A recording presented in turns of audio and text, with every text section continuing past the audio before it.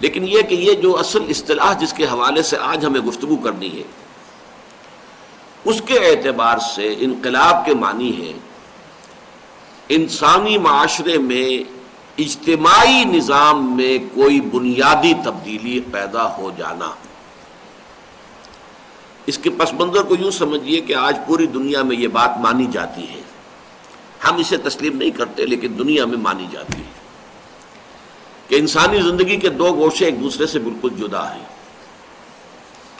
ایک مذہب کا معاملہ ہے، وہ خالص انفرادی معاملہ ہے، کوئی شخص جو چاہے بلیو کرے، خدا کو مانے نہ مانے، ایک کو مانے ہزار کو مانے، جو چاہے جس طرح چاہے اس کی پوجا پاٹ کرے، ورشپ کرے، عبادت کرے۔ اسی طریقے سے کچھ سوشل فنکشنز، کوئی رائٹس اینڈ ریچولز، یہ بھی جیسے چاہیں لوگ کر لیں۔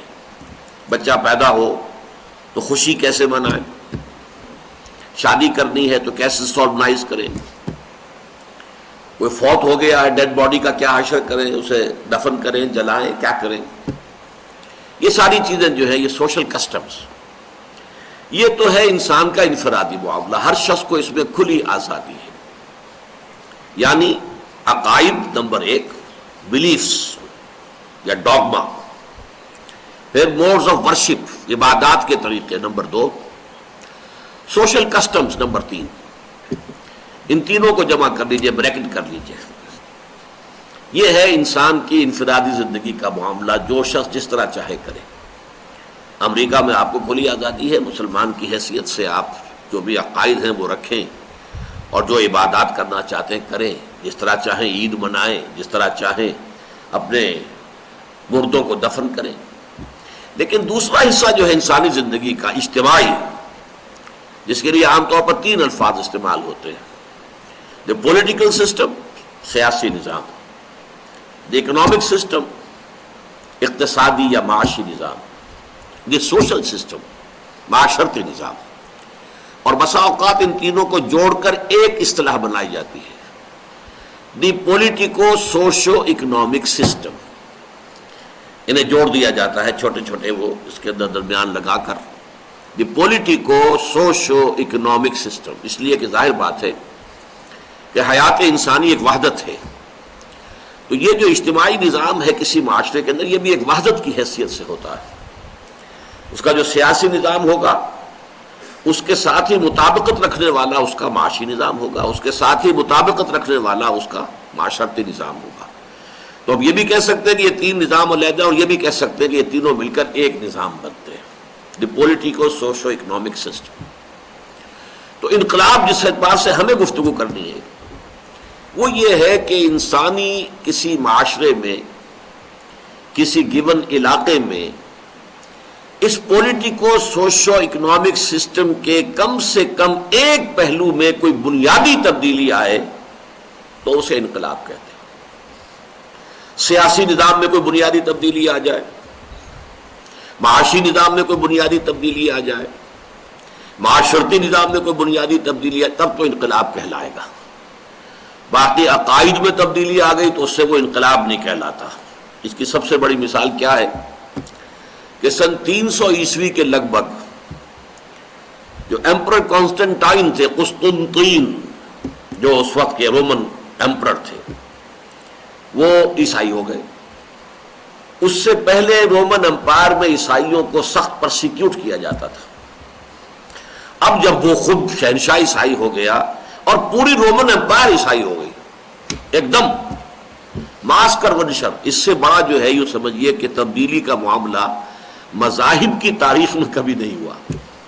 ایک پوری کی پوری عظیم سلطنت جو ہے وہ اس نے اپنا مذہب تبدیل کر لیا، لیکن اسے کبھی بھی ریولیوشنز کی فہرست میں نہیں گنا گیا، اس لیے کہ جو پولیٹیکل سوشو اکنامک سسٹم تھا وہ جو کا تو رہا، وہی بادشاہت رہی، وہی فیوڈل سسٹم رہا، وہی جو ان کے ہاں طور طریقے تھے سب رہے، کوئی بنیادی تبدیلی آئی ہی نہیں۔ تبدیلی آئی ہوگی تو یہ ہے کہ بچہ پیدا ہو رہا ہے تو بیپٹائز کیا جائے گا، اسے چرچ میں جائیں گے، کچھ کوئی کسی طور سے پریئر ہوگی، بس اللہ اللہ خیر صلی اللہ۔ باقی the politico socio-economic system remained intact as it was لہذا اسے کبھی بھی آپ نے نہیں سنا ہوگا رومن ریولوشن، نہیں۔ البتہ یہ کہ اس کے برعکس فرانس کا انقلاب کچھ 250 برس پہلے آیا تھا، وہ واقعتاً انقلاب تھا، اس لیے کہ سیاسی نظام میں ایک بہت بڑی تبدیلی آئی، بادشاہت کے نظام کا خاتمہ، جمہوریت کے دور کا آغاز، بڑی تبدیلی تھی۔ اسی طریقے سے بولشوک ریولوشن 1917 میں جو آیا روس میں، وہ بھی یقیناً ایک انقلاب تھا، اس لیے کہ وہاں معاشی نظام میں بہت بڑی تبدیلی آ گئی کہ کوئی بھی ذرائع پیداوار جو ہے وہ انفرادی ملکیت میں نہیں رہیں گے، سب کے سب اجتماعی ملکیت میں ہوں گے، بڑی تبدیلی تھی۔ ان دونوں سے ہم واقف ہیں اچھی طرح کہ یہ انقلابات ہیں، انقلابات عالم میں ان کا شمار ہوتا ہے۔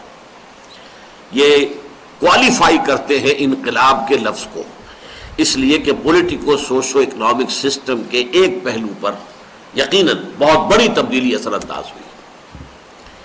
اب اس حوالے سے جو بات سمجھنے کی ہے وہ یہ ہے، اس کو میری گفتگو کا دوسرا حصہ سمجھیے۔ پہلی بات تھی انقلاب کے لفظی معنی، لغوی معنی، لٹرل میننگ آف ریولوشن۔